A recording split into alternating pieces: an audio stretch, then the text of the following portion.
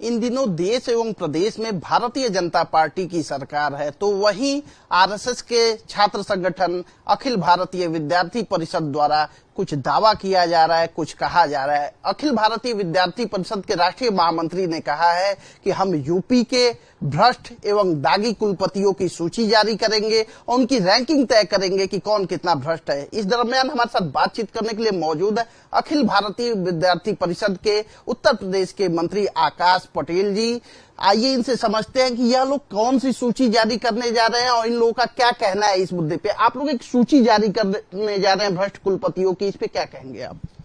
देखिए, अखिल भारतीय विद्यार्थी परिषद शैक्षिक विषयों को लेकर काम करने वाला संगठन है और जहां आज हम उत्तर प्रदेश में देखते हैं तो जब हम कुलपतियों को देखते हैं तो कई ऐसे कुलपति हैं जिन पे पहले भी भ्रष्टाचार का आरोप रहा है, उसके बावजूद उनको यहाँ उत्तर प्रदेश का कुलपति बना देना तो ये कहीं न कहीं प्रश्न चिन्ह खड़ा करता है। और ऐसे ही आज केवल विद्यार्थी परिषद ही नहीं, इसको राजभवन ने भी माना है। आज जब हम देखते हैं तो ऐसे दो कुलपति जो एकेटीयू के पूर्व कुलपति विनय पाठक जी और दूसरे नंबर पे प्रोफेसर राजेश सिंह जी, ऐसे दो सबसे बड़े भ्रष्ट कुलपति हैं। अभी विद्यार्थी परिषद का इस पे और रिसर्च चल रहा है, तो हम आगे भी देखेंगे अगर कोई ऐसा कुलपति है तो जरूर आपको बताएंगे। लेकिन इनके पीछे कहीं कहीं हम देखेंगे कि इनके पीछे एक बड़ा घोटाला भी रहा है, इन्होंने बड़े घोटाले किए, उसके बावजूद इनको अलग अलग विश्वविद्यालयों का कुलपति बनाया जाना कहीं न कहीं एक प्रश्न चिन्ह खड़ा करता है। अभी कुछ कुलपतियों को हटाया भी गया, राजभवन ने हटाया, तो क्या ये बात उनके भ्रष्टाचार की पुष्टि करता है? देखिए, पुष्टि तो करना चाहिए, लेकिन जब हम देखते हैं कि हमने किसी के ऊपर कार्रवाई की कि इन्होंने भ्रष्टाचार किया था, लेकिन भ्रष्टाचार के बाद भी उनको ये ना बताना, क्योंकि वो कुलपति थे विश्वविद्यालय के, उन्होंने भ्रष्टाचार किया तो भ्रष्टाचार के बाद उनको हटा दिया गया, लेकिन उसका कारण नहीं बताया गया क्यों हटाया गया। और अगर कारण नहीं बताया गया तो ऐसा प्रतीत होता है कि कहीं ना कहीं किसी न किसी को बचाया जा रहा है। तो मुझे लगता है कि जो कुलपति हटाए गए हैं तो इसके लिए भी जिम्मेदार, इसका उत्तरदायित्व होना चाहिए, इसका उत्तर देना चाहिए कि कौन किस विषय को लेकर इनको हटाया गया है। अच्छा, सुनने में आ रहा है कि कुलपति महोदय लोग इन दिनों अनार संतरा बहुत खा रहे हैं और अपने तो खा रहे हैं लेकिन छात्रों के हितों का ध्यान नहीं रख रहे हैं। गोरखपुर विश्वविद्यालय में जो कुछ हुआ, अखिल भारतीय विद्यार्थी परिषद के छात्रों पे मुकदमा दर्ज हुआ, इस पे क्या कहेंगे आप?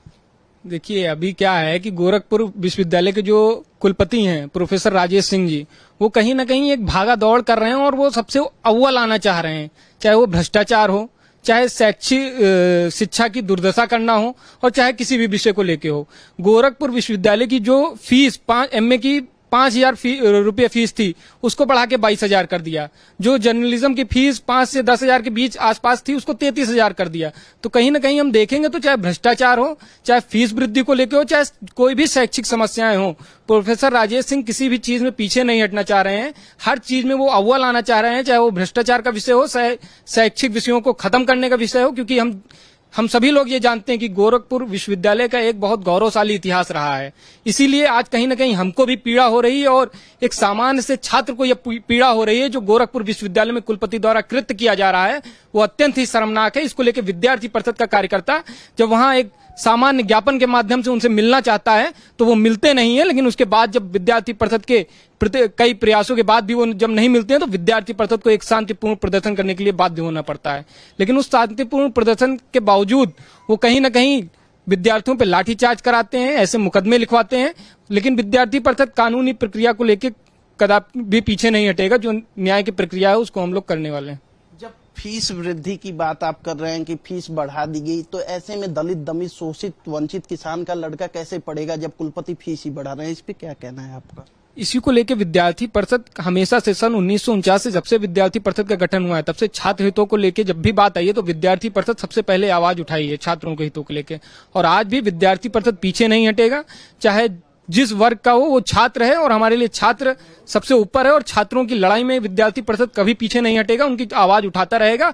और आज भी कई ऐसे हमारे विद्यार्थी परिषद कार्यकर्ता हैं जिनके ऊपर फर्जी मुकदमा लिखाया गया, लेकिन उसके बाद भी गोरखपुर विश्वविद्यालय में विद्यार्थी परिषद की यह लड़ाई जारी रहेगी और कुलपति को जवाब देना पड़ेगा। तो कब तक सूची आप लोग जारी कर रहे हैं भ्रष्ट कुलपतियों की? कितने दिनों में हमें ये सूची देखने को मिल सकती है? नहीं, उत्तर प्रदेश के तो 2 कुलपति जो सबसे भ्रष्ट हैं उनकी तो सूची जारी ही हो गई है।